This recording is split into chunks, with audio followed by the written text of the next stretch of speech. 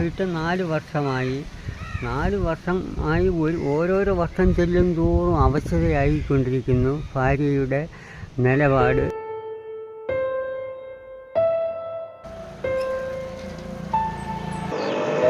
വയസ്സ് കറക്റ്റ് 73 വയസ്സായി.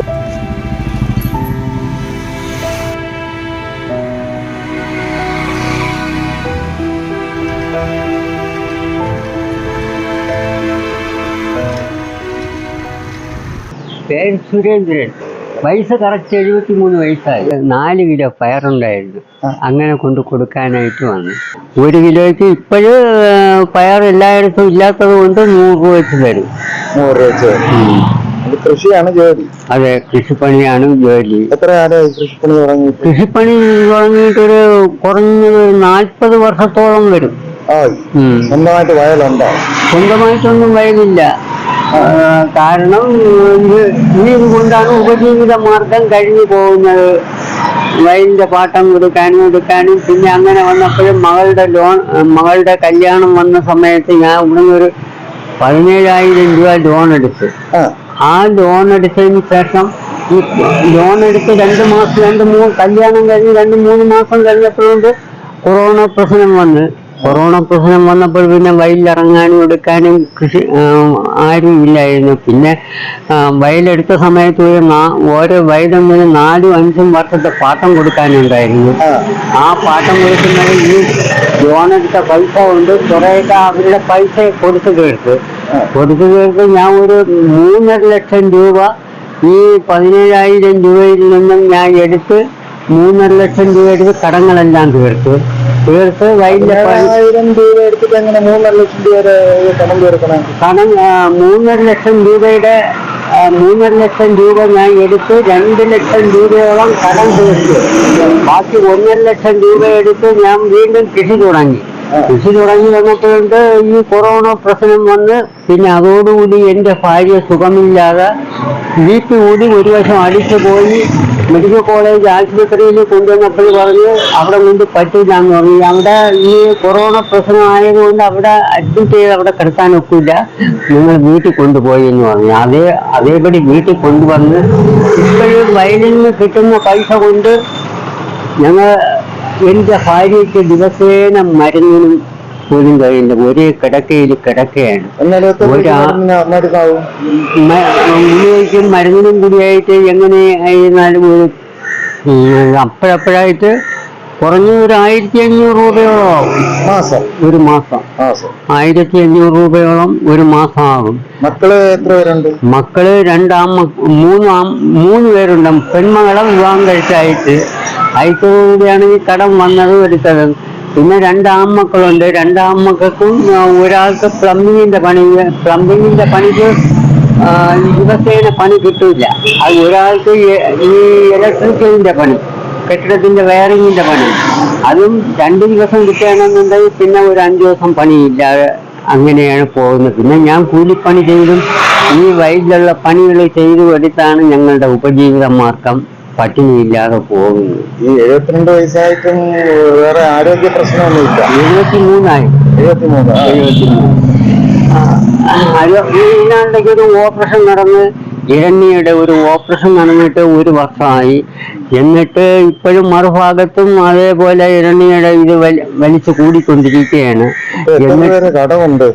കടം എനിക്ക് ഇവിടുത്തെ ബാങ്കിനാണ് എടുത്തിട്ടുള്ളത്. 17,000 രൂപ കടം, 17 ലക്ഷം രൂപ കടം. 17 ലക്ഷം രൂപ കടം? അതെ, 17 ലക്ഷം രൂപ കടമായി. 11-ാം തീയതി വ്യാഴാഴ്ച കോടതിയിൽ പോകണം. വഞ്ചൂർ കോടതിയിലേക്ക് വിളിച്ചിരിക്കുകയാണ്. ഈ 17 ലക്ഷം രൂപയ്ക്കുള്ള വസ്തു പണയം വച്ചിട്ടുണ്ടോ? വസ്തു എൻ്റെ ഭാര്യയുടെ അനുജത്തിയുടെ വക വസ്തുവും കൂടെ ആയിട്ടാണ് പണയം വെച്ച് ഈ പൈസ എടുത്തിട്ടുള്ളത്. ഇതെങ്ങനെയാണ് 17 ലക്ഷം രൂപ കടം വന്നത്? കടം വന്നത് 14 ലക്ഷം രൂപ കല്യാണ ആവശ്യത്തിന് വേണ്ടി എടുത്ത് 3.5 ലക്ഷം രൂപ ഞാൻ എടുത്ത് വയലിലെ പാട്ടങ്ങൾ കൊടുക്കാനും കൃഷി ചെയ്യുന്നതിന് വേണ്ടി 3.5 ലക്ഷം രൂപ എടുത്ത്. ഈ 17 ലക്ഷം രൂപ എവിടെ നിന്നാണ് എടുത്തത്? ഈ കോപ്പറേറ്റീവ് ബാങ്കിൽ നിന്ന്. അപ്പൊ ഈ കോപ്പറേറ്റീവ് ബാങ്കിൽ എടുക്കാൻ വേണ്ടി അതിനുള്ള വസ്തു ജാമ്യം കൊടുക്കാനുണ്ടായിരുന്നോ? ജാമ്യം കൂടെ എൻ്റെ ഭാര്യയുടെ അഞ്ചത്തിയുടെ വക വസ്തുവും കൂടെയാണ് ജാമ്യം കൊടുത്തിട്ടുള്ളത്. അപ്പൊ എത്ര രൂപ എടുത്തു? മൊത്തം 17 ലക്ഷം. എത്ര മാസത്തേക്ക് അടവ്? മാസത്തേക്കെന്ന് വെച്ചാൽ ഞങ്ങൾ ഇതുവരെ ഒന്നും അടയ്ക്കാൻ സാധിച്ചിട്ടില്ല. കാരണം വസ്തു പോവില്ലേ? എന്താ ആ വസ്തു പോവില്ലേ? വസ്തു എങ്ങനെയെങ്കിലും വിലക്കാരെ കൊണ്ടുവന്ന് വസ്തു കൊടുക്കാമെന്ന് വിചാരിച്ചിട്ട് ഇപ്പോഴാരും വിലയ്ക്ക് വാങ്ങുന്നതുമില്ല. പ്രത്യേകിച്ച് അത്യാവശ്യക്കാരനെന്ന് പറയുമ്പോൾ വില കിട്ടൂല.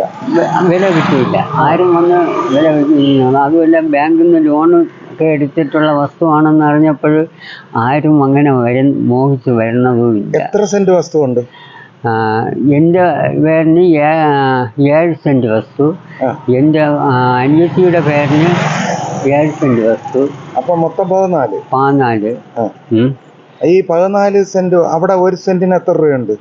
അവിടെ 1 സെന്റിന് റോഡ് സൈഡ് ആയതുകൊണ്ട് ഇപ്പോഴും ഒരു 5 ലക്ഷം രൂപയെങ്കിലും വെച്ച് കിട്ടാനുള്ളതാണ്. അപ്പൊ 17 എന്ന് പറഞ്ഞാൽ 50, 7, 5, 35 എല്ലാം കൂടെ ഒരു 10-80 ലക്ഷം രൂപയുടെ പിന്നെ ആസ്തി ഉണ്ട്. അപ്പൊ ഇനിയിപ്പോ ഈ ബാങ്കുകാരെന്താണ് പറയണേ? ബാങ്കുകാർ പറയുന്നത് ഞങ്ങൾ പണം അടയ്ക്കാതെ വന്നപ്പോഴും അവർ നേരെ കോടതിക്ക് വിട്ട് അകാലത്തിനും ഞങ്ങളെ വിളിച്ചതെന്ന് ഞങ്ങളോട് കാര്യം ചോദിച്ചു. നിങ്ങൾ എന്താണ് പണം അടയ്ക്കാത്തതെന്ന് ചോദിച്ചപ്പോഴും ഞങ്ങൾക്ക് നിവൃത്തിയില്ലാത്തത് കൊണ്ടാണ് അടയ്ക്കാത്തത്. വസ്തു എങ്ങനെയെങ്കിലും ഞങ്ങൾ വിറ്റ് അടയ്ക്കാമെന്ന് ഞങ്ങൾ അവരോട് സമാധാനമായിട്ട് പറഞ്ഞിട്ട് വസ്തുവിന് വേണ്ടി വിലക്കാരെ അന്വേഷിച്ചപ്പോഴുണ്ട് വിലക്കാരൊന്നും അങ്ങനെ വരുന്നില്ല. ഇനിയിപ്പോൾ 11-ാം തീയതി എനിക്ക് കോടതിയിൽ പോകണം. അപ്പം ഇത് കാണുന്നവരെന്തെങ്കിലും സഹായം ചെയ്യാമെന്ന് വിചാരിച്ചാൽ ആ സഹായം സ്വീകരിക്കുമോ? എന്ത് സഹായം ചെയ്തിരുന്നാൽ ഞങ്ങൾ സ്വീകരിക്കാൻ തയ്യാറാണ്. അങ്ങനെയാണെങ്കിൽ ആ വീട്ട് അഡ്രസ്സും ആ ഫോൺ നമ്പരും ഒന്ന് പറയണം.